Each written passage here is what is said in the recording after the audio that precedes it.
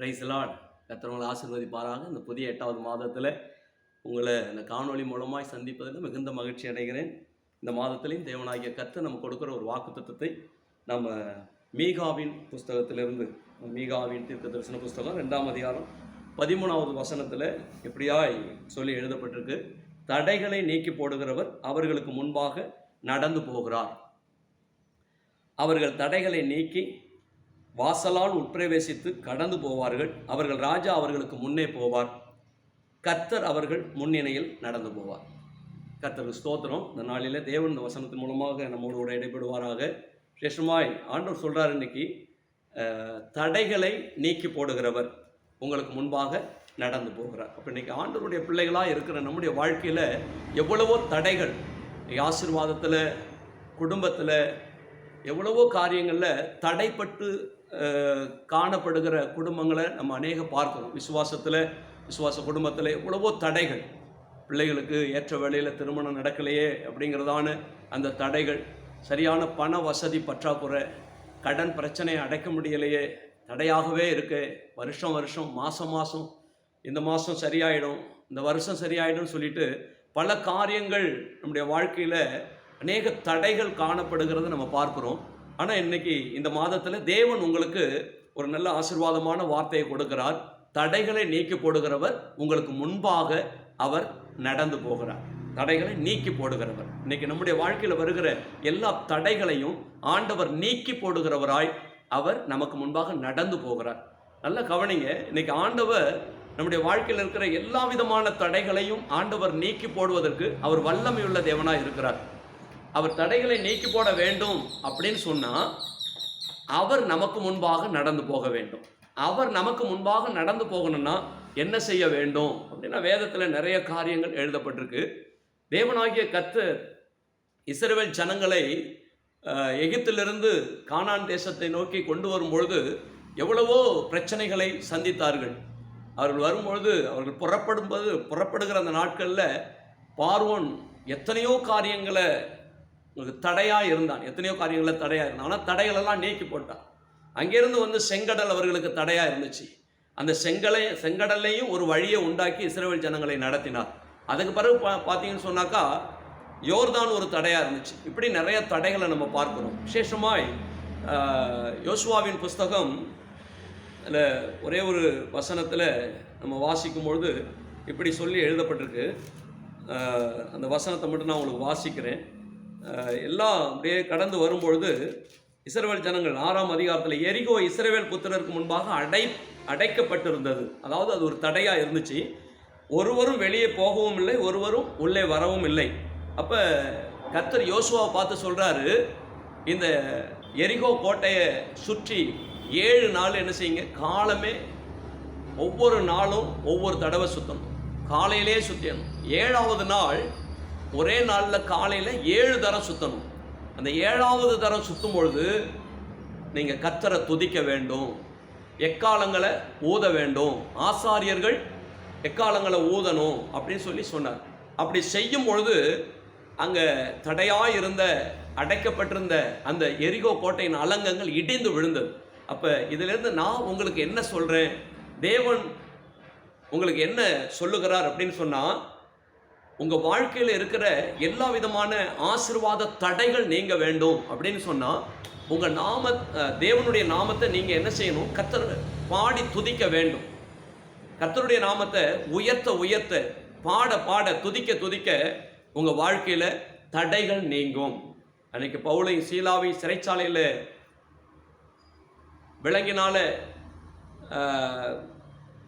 விலங்கு போடப்பட்டு கால்களை தொழு மரத்தில் கட்டி வைத்திருந்தார்களாம். ஆனால் அவங்க என்ன செஞ்சாங்கன்னா பாடி துதிச்சாங்க. தேவனாகிய கர்த்தர் அங்கே இறங்கி வந்தார். சிறைச்சாலையின் கதவுகள் தானாய் திறவுண்டது, தடைகள் விலகினது.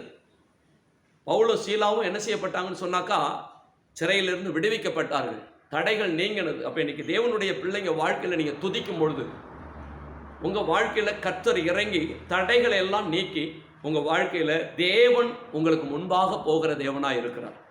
நீ கர்த்தர் முன்னாடி போனாக்கா எல்லா தடைகளும் என்ன செய்கிறோம், நீங்க போயிடும். அதனால தான் ஏசாயா தீர்க்கதரிசி மூலமா ஆண்டவர் சொல்ல, நான் உனக்கு முன்னே போய் கோணலானவைகளை செவ்வையாக்குவேன் அப்படின்னு ஆண்டவர் சொல்ல. இன்னைக்கு எத்தனையோ நம்முடைய வாழ்க்கையில், ஆவிக்குரிய ஜீவியத்திலையும் சரி, குடும்ப வாழ்க்கையிலையும் சரி, எவ்வளவோ கோணலான சிக்கலான பிரச்சனைகள், போராட்டங்கள், இதை மீள முடியலை, மீண்டு வர முடியலையேன்னு சொல்லி அநேக நாள் என்ன செஞ்சுட்டு இருக்கிறீங்க, தவித்து கொண்டு இருக்கலாம். ஆனால் இன்னைக்கு கர்த்தர் அதையெல்லாம் ஆண்டவர் என்ன செய்கிறாருனாக்கா, தடைகளை நீக்கி போடுகிறவராய் உங்களுக்கு மத்தியில் அவர் இறங்கி வருகிறார். உங்களுக்குள்ள அவர் வர்றார், உங்கள் குடும்பத்துக்குள்ள அவர் இறங்கி வருகிறார். அப்போ இன்னைக்கு தடைகள் நீங்க வேண்டும் அப்படின்னா, தேவ சமூகத்தில் ஆண்டவர் செய்த நன்மைகளை பாடி துதிக்க துதிக்க துதிக்க கர்த்தர் உங்களுக்கு முன்பாக இறங்கி பலத்த கிரியைகளை செய்ய அவர் வல்லவராய் இருக்கிறார். ரெண்டாவது, இன்னைக்கு தேவ சமூகத்தில் தடைகள் நீங்கணும் அப்படின்னு சொன்னால் நமக்கு தேவன் விசுவாசத்தை கொடுத்திருக்கிறார், தைரியத்தை கொடுத்திருக்கிறார். அன்னைக்கு யோனத்தானுடைய ஆயுததாரியும் என்ன செஞ்சாங்கன்னு சொன்னாக்கா, பெலிஸ்தியர் விரோதமாக எழும்பி வந்திருக்கும் பொழுது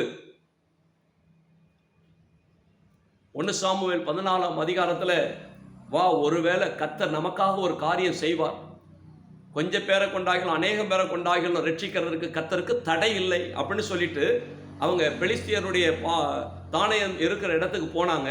தேவனாகிய கர்த்தருடைய விசுவாசத்தையும் தைரியத்தையும் பார்த்து அந்த பெலிஸ்தியரை தேவன் அவர்கள் கையில் ஒப்பு கொடுத்ததை நம்ம பார்க்கிறோம். இன்னைக்கு உங்களுக்கு விரோதமாக எத்தனையோ சத்துருக்கள் எழும்பி நிற்கலாம். பவுல் அப்போஸ்தலன் சொல்றார், மாம்சத்தோடும் இரத்தத்தோடும் மாத்திரம் அல்ல, துரைத்தனத்தோடும் அதிகாரத்தோடும் இப்பிரபஞ்சத்தின் அந்தகார லோகாதிபதிகளோடும் வான மண்டலத்தில் உலாவுகிற பொல்லாத ஆவிகளின் சேனைகளோடும் நமக்கு போராட்டம் உண்டு. அப்போ அதை ஜெயிக்கணும்னா தேவன் நமக்கு அதிகாரத்தை கொடுத்திருக்கிறார். இதோ சர்ப்பங்களை எடுப்பீர்கள், தேள்களை மிதிப்பீர்கள், சத்துருவினுடைய சகல வல்லமைகளை மேற்கொள்ள உங்களுக்கு அதிகாரம் கொடுக்கிறேன், ஒன்று உங்களை சேதப்படுத்த மாட்டாது. அப்போ சத்துருவை ஜெயம் கொள்ளணும், சத்துருவினால் வருகிற தடைகளை நீக்கணும், தடைகள் நீங்கணும் அப்படின்னு சொன்னால் தேவன் நமக்கு அதிகாரத்தை கொடுத்திருக்கிறார். நம்ம அதிகாரம் உடையவர்களாய், தைரியம் உடையவர்களாய் நம்ம செயல்படும் பொழுது எல்லா விதமான தடைகளும் நீங்கி போகும். எனக்கு அன்பு தேவ பிள்ளைகளே, இன்னைக்கு மூன்றாவது ஒரு காரியம், இன்னைக்கு அநேக ஆசீர்வாதத்துக்கு நாமே ஒரு தடையா இருக்கிறோம். நமக்குள்ள இருக்கிற சில பாவங்கள், தேவனுக்கு பிடிக்காத அருவருப்புகள், கோபமா இருக்கலாம், பொறாமையா இருக்கலாம், பெருமையா இருக்கலாம், இச்சைகளா இருக்கலாம், இன்னும் தேவனுக்கு பிடிக்காத அருவருப்பான பாவங்களா இருக்கலாம். இதெல்லாம் நாமே நமக்கு முன்பாக வைக்கப்பட்டிருக்கிற கற்கள். இந்த கற்களை நீங்க என்னைக்கு தூக்கி போடுகிறீர்களோ அன்னைக்கு தேவன் உங்க வாழ்க்கையில அற்புதம் செய்ய முடியும். மரித்த லாசருவை கொண்டு போய் குகையில வச்சுட்டாங்க, ஒரு பெரிய கல்லை புரட்டி வச்சுட்டாங்க. அப்ப ஆண்டவர் லாசருவை உயிரோட எழுப்ப போறார். 4வது நாள் வர்றார். அப்போ 4வது நாள் வரும்பொழுது குகையிட்ட போய் அங்கே உள்ள ஜனங்கள்ட்ட சொல்றார், கல்லை எடுத்து போடுங்க. இப்போ கல்லை எடுத்து போடுங்கன்னு சொன்னவருக்கு கையை காட்டினா கல் நவரும் அப்படிங்கிறது நமக்கு தெரியும். கையை காட்டினாலே போகிறோம், கல் போய் உருளும்.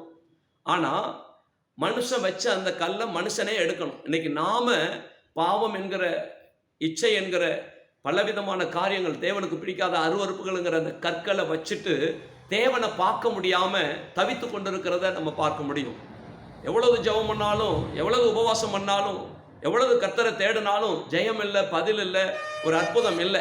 ஏன் அப்படின்னாக்கா, உள்ளார இருக்கிற இருதயத்தில் இருக்கிற எல்லா பாவ கிரியைகள்லாம் எடுத்து போட்ட பிறகுதான் நம்முடைய வாழ்க்கையில் அற்புதத்தை, அதிசயத்தை நம்ம பார்க்க முடியும். அப்படி எடுத்து போடும் பொழுதுதான் கர்த்தர் நமக்கு முன்பாக தடைகளை நீக்குகிறவராய் அவர் நடந்து போவார், நம்முடைய வாழ்க்கையில் அற்புதம் செய்வார். அதனால எனக்கு அன்பு தேவ பிள்ளைகளே, இன்னைக்கு உங்க வாழ்க்கையில நீங்க ஆசீர்வாதத்தை பெற முடியாதபடி நீங்க வைத்திருக்கிற கற்கள் ஆகிய எதுவா இருந்தாலும் அது உங்க இருதயத்தை விட்டு எடுத்து போடுங்க. அதுக்கப்புறம் ஆண்டவர் பாருங்க, லாசருவே வெளியே வா என்று சொன்னாரு. மரித்து 4 நாளான பிரேதம் உயிரோட வந்துச்சு. இன்னைக்கு எனக்கு அன்பு தேவ பிள்ளைங்களே, உங்க வாழ்க்கையிலையும் எது முடிஞ்சு போச்சுன்னு சொல்லி இருக்கிறீங்களோ அதையெல்லாம் தேவனாகிய கர்த்தர் உயிர்ப்பித்து ஆண்டவர் பெரிய பெரிய காரியங்கள், அற்புதங்களை செய்ய அவர் வல்லவராக இருக்கிறார்னு சொல்லி நீங்கள் விசுவாசிங்க. இதோ தடைகளை நீக்கப்படுகிறவர் உங்களுக்கு முன்பாக நடந்து போவார். நிச்சயமாய் உங்கள் வாழ்க்கையில் ஒரு பெரிய காரியத்தை எதிர்பார்ப்பீங்க. உங்கள் வாழ்க்கையில், பிஸ்னஸில், தொழில், வேலையில், படிப்பில், ஊழியத்தில் எவ்வளவோ தடைகள் இருக்கலாம். நீங்கள் முன்னேற முடியாதபடிக்கு அநேக தடைகள் இருக்கலாம். அந்த தடைகளை கொண்டு வருகிற எல்லா கற்களையும் கர்த்தர் சிதறடித்து உங்கள் வாழ்க்கையில் ஒரு பெரிய மாற்றத்தை, ஆசீர்வாதத்தை கொடுக்க ஒரு வல்லவராக இருக்கிறார். நீங்கள் விசுவாசத்தோடு இருங்க. நிச்சயமாக இந்த மாதம் முழுக்க ஒவ்வொரு நிமிஷமும் நீங்கள் போகிற பாதை கர்த்தருக்கு செவ்வையாக இருக்குமானால் அவர் உங்களுக்கு முன்பாக சென்று எல்லா காரியங்களையும் கர்த்தர் தாமே ஆசீர்வதித்து கொடுக்க வல்லவராக இருக்கிறார். வசனத்தை விசுவாசிப்போம். கர்த்தர் உங்களை ஆசீர்வதிப்பார். ஜெபிக்கலாமா? உங்களுக்காக நான் ஜெபம் பண்ணுறேன். எங்களை அளவில்லாமல் நேசிக்கிற அன்பு தகப்பனே, ஒரு விஷயம் உடைய பிரசன்னத்துக்குள்ளாய் வருகிறோம். கர்த்தாவே, இது தடைகளை நீக்கப்படுகிறவர் உங்களுக்கு முன்பாக நடந்து போகிறார் என்று இந்த மாதத்தில் வாக்குத்தத்தம் பண்ணினீங்க. அந்த வாக்குத்தத்தத்தின்படி உங்களுடைய பிள்ளைகள் ஒவ்வொருவரும் ஆண்டவரே ஆசீர்வாதத்தை சுதந்திரித்துக் கொள்ள கிருபை செய்யுங்கப்பா. நல்ல ஆண்டவரே, துதிக்கிறவர்களாயும் விசுவாசத்தை உடையவர்களாயும் ஆண்டவரே ஸ்தோத்திரம் அப்பா. உடைய பிள்ளைகள் ஆண்டவரே ஸ்தோத்திரம் பாவ காரியங்களை எல்லாம் விலக்கி விட்டு கர்த்தர் ஒருவருக்கே ஆராதனை செய்து அவரை பணிந்து கொண்டு அற்புதங்களை பெற்றுக்கொள்ள கிருபை செய்யுங்க. தொடர்ந்து கிருபை தாங்கட்டும். இதை கேட்டுக்கொண்டிருக்கிற ஒவ்வொரு பிள்ளைகளுடைய வாழ்க்கையிலையும் சுகம், பலன், ஆரோக்கியம் உண்டாகட்டும். எல்லா விதமான தடைகளும் இயேசுவின் நாமத்தில் நீங்குவதாக அற்புதம் செய்யுங்கப்பா. கர்த்தராகிய இயேசு கிறிஸ்துவின் நாமத்தில் ஜெபிக்கிறோம். ஜெபங்களும் ஜீவனுள்ள நல்ல பிதாவே, ஆமென், ஆமென். கர்த்தர் தாமே உங்களை ஆசீர்வதிப்பாராக. ஆமென்.